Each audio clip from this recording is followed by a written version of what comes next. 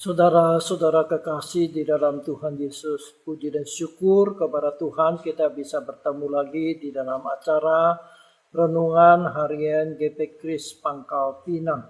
Sebelum kita bersama-sama merenungkan firman Tuhan ini, mari kita berdoa mohon pertolongan dari Tuhan. Mohon Roh Kudus membuka hati dan pikiran kita. Kita berdoa.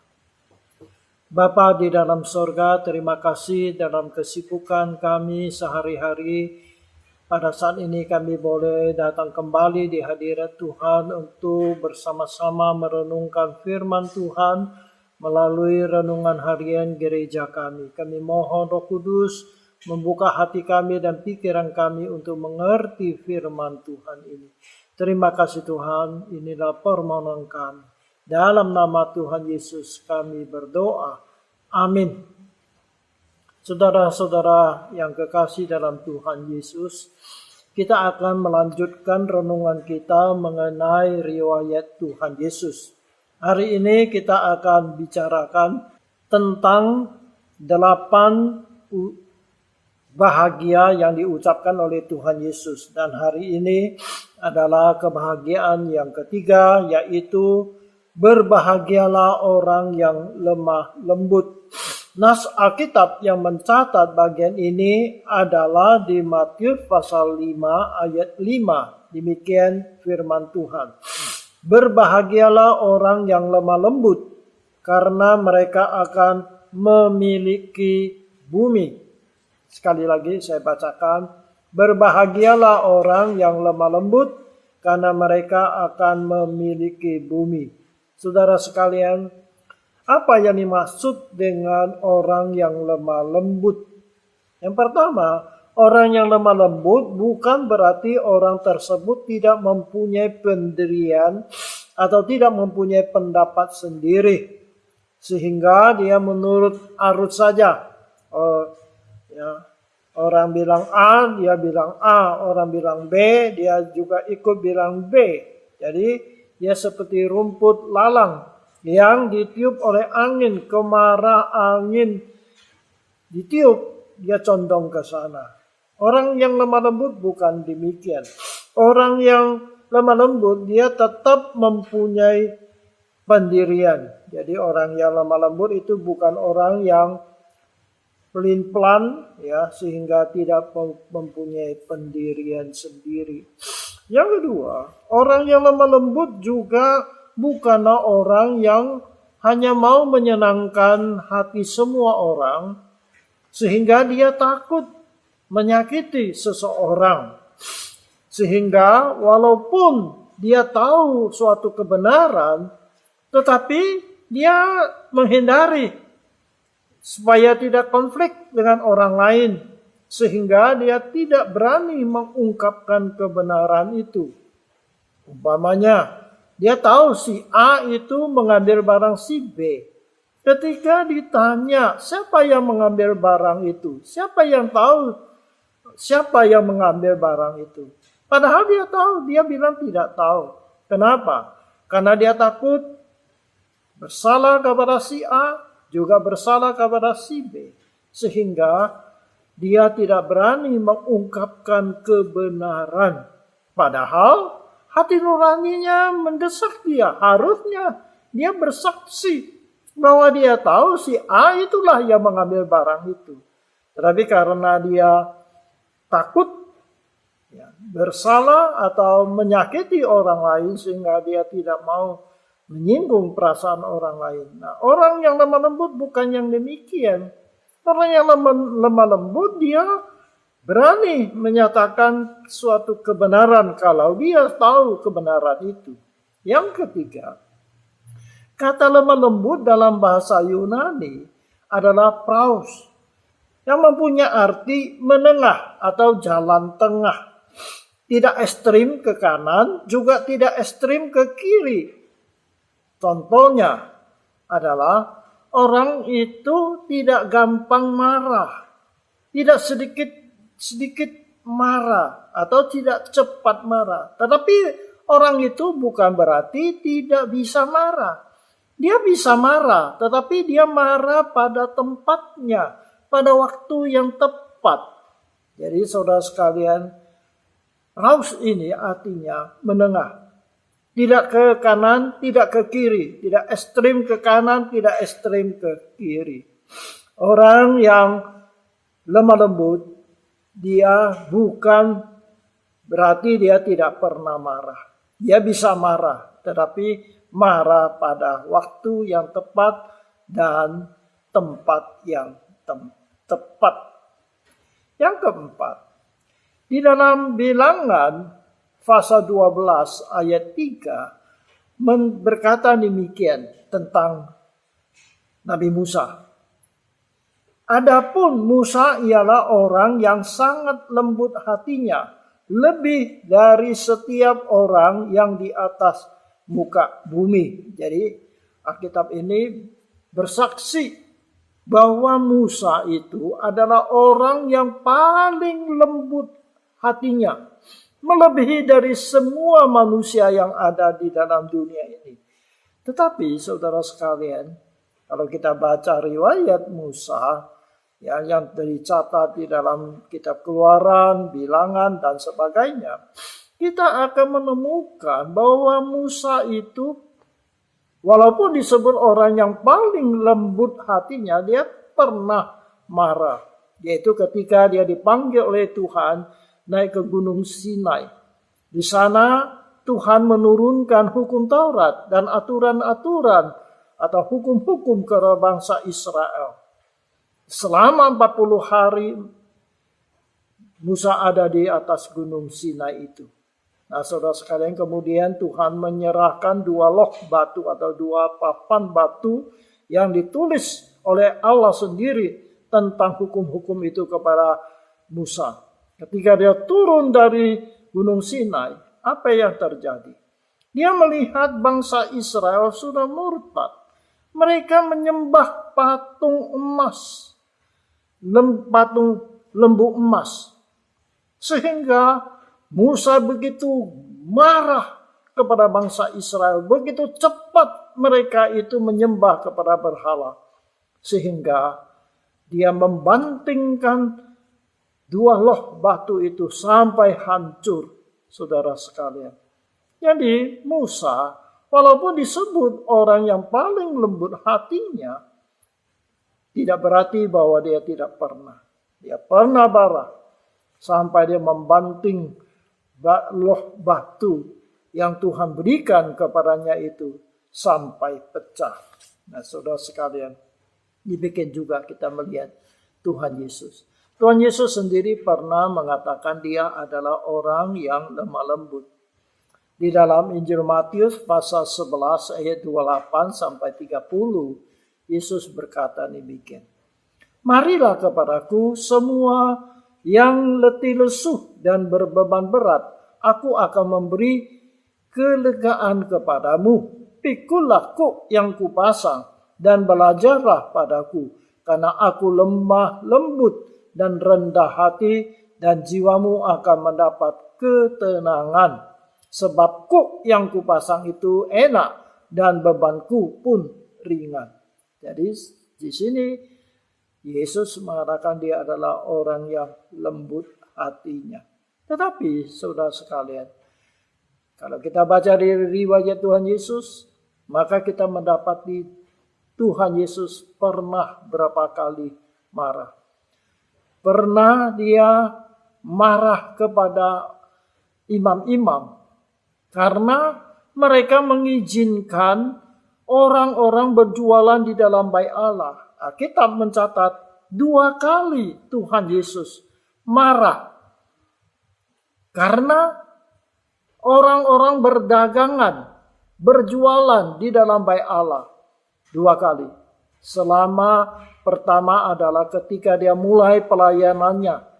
Kemudian yang kedua adalah di akhir masa pelayanannya. Jadi 2 kali Tuhan Yesus marah dan mengusir orang-orang yang jualan di dalam bait Allah itu. Jadi saudara sekalian, orang yang lemah lembut bukan berarti tidak pernah marah. Tetapi dia marah pada tempatnya. Dia marah karena kebenaran. Kiranya Tuhan menolong kepada kita. Yang keenam, orang yang lemah lembut dalam bahasa Yunani adalah praus, seperti yang sudah saya katakan tadi. Juga berarti rendah hati atau penurut. Di dalam bahasa Alkitab, bahasa Indonesia, bahasa sehari-hari, lemah lembut ini diterjemahkan rendah hati. Rendah hati artinya orang itu tidak sombong. Apa maksudnya dengan orang yang rendah hati? Orang yang rendah hati artinya seseorang jikalau dia mempunyai power, mempunyai kedudukan yang tinggi, punya kuasa, punya kekuatan, punya kekayaan. Tetapi orangnya rendah hati, tidak sombong, lemah lembut. Itulah orang yang disebut rendah hati. Tidak berarti seperti kalau seseorang tidak punya apa-apa, dia lemah, tidak punya power, tidak punya sesuatu yang dibanggakan. Kalau orang itu rendah hati, saya rasa itu mah wajar-wajar saja. Itu tidak bisa dikatakan dia rendah hati. Memang seharusnya dia sikapnya memang harus begitu, karena dia memang tidak punya apa-apa. Tetapi orang yang rendah hati itu artinya orang yang punya sesuatu kekuatan, sesuatu yang bisa dibanggakan. Tetapi dia tidak sombong. Tetapi dia sikapnya atau perkataannya, bahasanya itu rendah hati. Tidak menjadi sombong.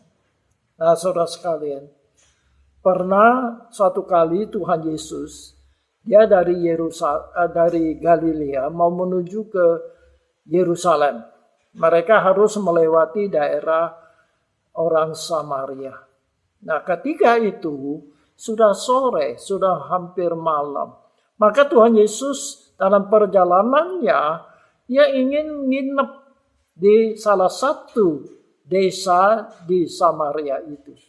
Tetapi karena Tuhan Yesus tujuannya ke Yerusalem, sehingga orang-orang Samaria itu menolak menerimanya. Karena orang Samaria itu musuhan dengan orang Yahudi. Sekarang Yesus mau pergi ke Yerusalem di Yahudi, di Yehuda. Nah, saudara sekalian, sehingga orang Samaria itu tidak mau menerima dia. Nah, saudara sekalian, ini ada unsur politiknya. Nah, saudara sekalian, ketika Yesus ditolak oleh orang-orang Samaria, padahal Tuhan Yesus sudah berapa kali pelayanan di Samaria, menyembuhkan orang sakit, mengusir setan, dan sebagainya. Tetapi pada waktu itu orang di kampung itu menolak dia, sehingga menimbulkan kemarahan murid-muridnya. Antara lain adalah Yakobus dan Yohanes. Sehingga mereka datang kepada Tuhan Yesus dan berkata kepada Tuhan Yesus demikian. Tuhan, apakah engkau mau supaya kami menyuruh api turun dari langit untuk membinasakan mereka? Jadi saking marahnya mereka kepada orang Samaria, sampai mereka minta izin kepada Tuhan Yesus untuk menurunkan api dari langit untuk membinasakan orang Samaria itu. Tetapi saudara sekalian, bagaimana reaksi Tuhan Yesus? Tuhan Yesus tidak mau meladeni mereka. Di Alkitab mengatakan, tetapi Tuhan Yesus berpaling dan menegur mereka. Lalu mereka pergi ke desa lain. Nah, Tuhan Yesus tidak mengizinkan mereka itu berdoa minta Tuhan turunkan api, menghanguskan orang Samaria. Tidak. Yesus lemah lembut hatinya. Dia pergi ke tempat lain. Saudara sekalian, disinilah kita melihat Tuhan kita Yesus. Begitu berkuasa, tetapi lembut hatinya. Oleh sebab itu Tuhan Yesus di dalam khotbahnya di bukit itu, dia berkata, berbahagialah orang yang lemah lembut, karena mereka akan memiliki bumi. Saudara sekalian, memiliki bumi itu artinya mereka akan menjadi pewaris daripada janji-janji Allah.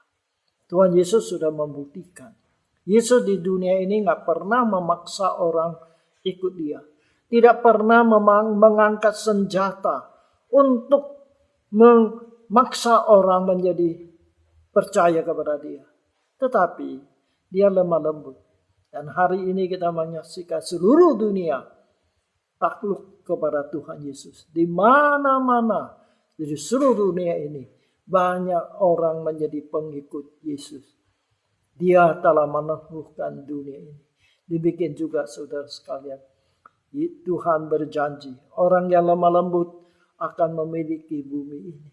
Bukan dengan power, bukan dengan kekuatan, bukan dengan kekuasaan untuk memaksa, merampas tanah orang lain. Tidak, tetapi dengan lemah lembut. Tuhan akan mengaruniakan tanah kepada orang yang demikian. Sejarah juga membuktikan hal itu. Orang-orang yang pernah dengan power, kekuatan yang luar biasa untuk menaklukkan dunia ini. Seperti Hitler, ya, seperti Napoleon, dan yang lain-lain saudara sekalian. Mereka mempunyai kekuatan yang luar biasa untuk menaklukkan dunia ini di bawah kaki mereka. Tetapi di mana mereka? Tidak ada lagi. Hanya orang-orang yang lemah lembut akan diberkati oleh Tuhan. Kiranya Tuhan menolong kepada kita. Memang ini ada satu ajaran yang berlainan dengan ajaran dunia ini. Orang dunia ini akan mendapat kekuatan, kekuasaan untuk merebut tanah. Memiliki tanah dengan kemampuan, kekuatan sendiri. Tapi Tuhan berjanji, justru orang yang lemah lembut itulah yang akan memiliki bumi ini. Kiranya Tuhan menolong kita. Amin. Mari kita berdoa. Bapa di dalam surga, terima kasih Engkau berjanji orang yang lemah lembut akan mewarisi bumi ini. Terima kasih Tuhan. Engkau berpihak kepada orang-orang yang bersandar kepada Engkau. Bersandar kepada kebenaran-Mu. Engkau ya Tuhan mau memberkati orang-orang yang takut kepada Engkau. Terima kasih. Berkatilah kami.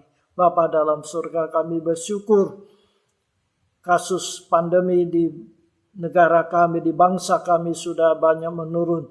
Tetapi masih ada ya Tuhan kasus-kasus yang terjadi. Kami mohon pertolongan-Mu supaya kasus COVID ini bisa makin menurun. Bahkan menjadi hilang dari muka bumi Indonesia ini. Inilah kerinduan kami. Terima kasih Tuhan. Berkatilah kami semua yang pada hari ini mendengarkan renungan ini. Berkati kehidupan kami. Pimpin perjalanan hidup kami. Terima kasih Tuhan. Dalam nama Tuhan Yesus kami berdoa. Amin. Kiranya Tuhan berkati kita sampai kita bertemu lagi pada kesempatan yang lain.